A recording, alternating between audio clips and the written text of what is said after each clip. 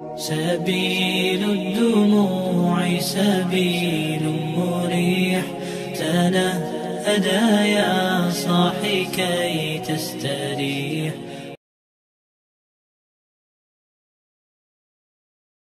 Jika Anda mendapati bisikan-bisikan pada yang tidak baik yang mengganggu Anda untuk berbuat yang baik dalam kehidupan, dan itu pasti ada, maka hal pertama yang dimintakan oleh Al-Quran, langsung berlindung kepada Allah dari bisikan-bisikan setan itu. Satu, berlindung kepada Allah. Fasta'iz billahi minasyaitan rajim. Berlindung, minta berlindung kepada Allah. Awas-awas, kelihatannya biasa nih, Bu, Pak, mau sholat, tiba-tiba ada godaan, tunda dulu. Begitu itu muncul, langsung berlindung kepada Allah. Bahasa nabinya dibahasakan pada kita, atau langsung diambil dari bahasa Al-Quran. Rabbi a'udzubika min hamazatis syayatin wa a'udzubika rabbi ay yahdurun. Boleh pakai bahasa Indonesia, ya Allah, saya berlindung kepadamu ya Rabb dari bisikan-bisikan setan ini. Jauhkan dia dari saya ya Allah supaya tidak menggoda saya. Ya, jadi pokoknya kalau Anda belum hafal doanya, Allahumma inni a'udzubika min hamazatis syayatin wa a'udzubika rabbi ay yahdurun, ambil yang paling singkat, a'udzubillahi minasyaitonir rajim. A'udzubillahi minasyaitonir rajim. A'udzubillahi minasyaitonir rajim. Kalau godaannya kuat, keluarkan lewat lafaz yang kuat. Keluarkan supaya dengan kalimat yang kuat itu bisa menguatkan pada diri Anda untuk menekan godaannya. Malam-malam mau tahajud misalnya, tiba-tiba ada godaan, Rabbi a'udzubika min hamazatis syayatin wa a'udzubika rabbi ay yahdurun. Kepanjangan, a'udzubillahi minasyaitonir rajim. A'udzubillahi minasyaitonir rajim. Semakin kuat, a'udzubillahi minasyaitonir rajim. Kalau Anda ingin dengan bahasa Anda boleh, ya Allah saya berlindung kepadamu ya Rabb dari setan yang menggoda ini. Ya Allah, jauhkan saya dari setan ini ya Allah. Jauhkan saya dari setan ini ya Allah.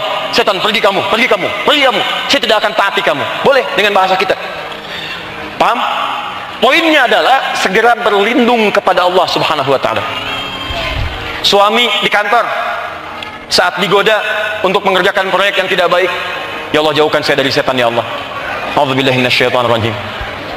Awas, hati-hati, pekerjaan diarahkan pada yang tidak baik, minta.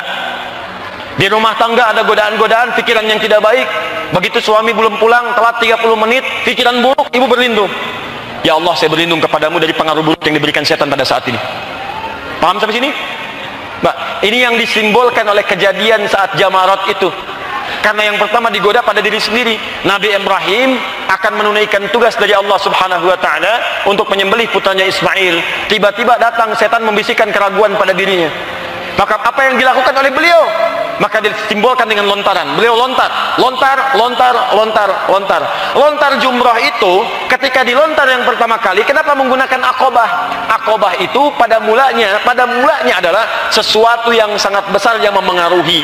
Tidak ada yang memengaruhi pada diri manusia yang paling besar kecuali dirinya sendiri, nafsu. Nafsu itu yang diaktifkan oleh setan.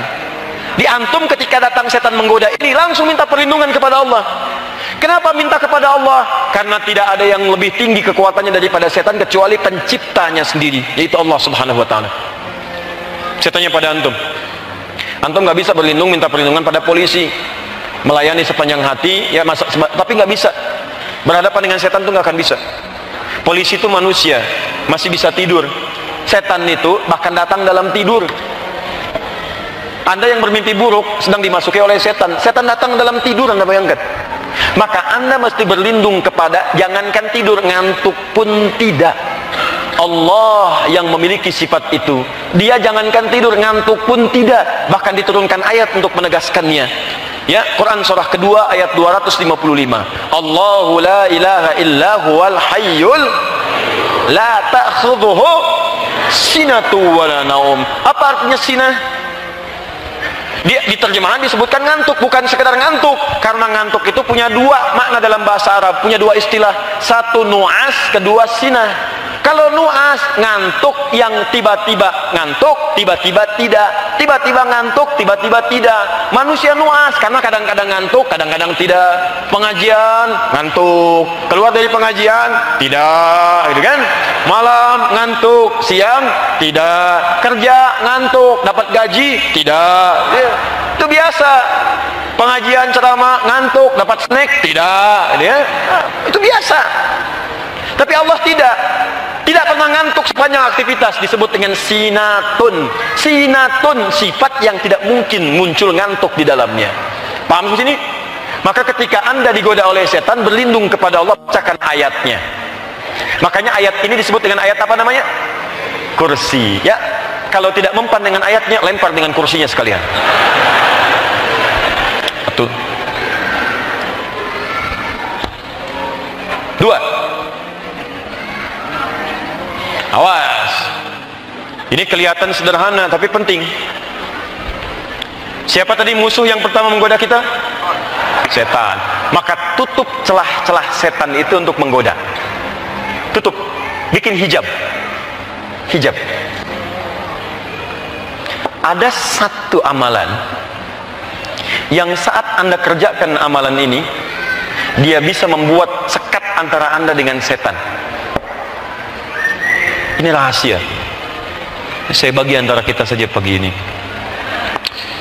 Amalan ini adalah interaksi dengan Al-Quran.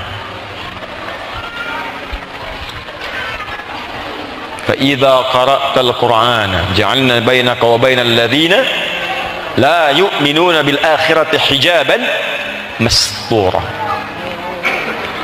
Al-Quran.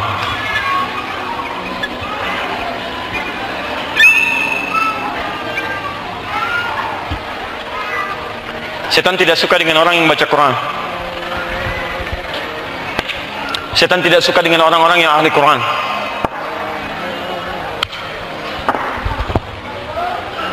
Tahan. Sudah? Maka saat Anda sedang gelisah, sedang tidak enak, sedang ada godaan-godaan yang tidak nyaman, ibu gelisah, tiba-tiba ada godaan tidak enak, ya, prasangka tidak baik pada orang lain misalnya, atau pada suami, atau hal-hal yang tidak nyaman, ambil wudhu, baca Quran. Baca Quran. Rajin Anda.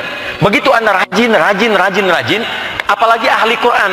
Kalau ahli Quran itu dia mengandung Quran. Yang dikandung itu firman Allah. Ketika firman Allah ada dalam dirinya, maka setan akan menjauh dari dirinya. Hati-hati.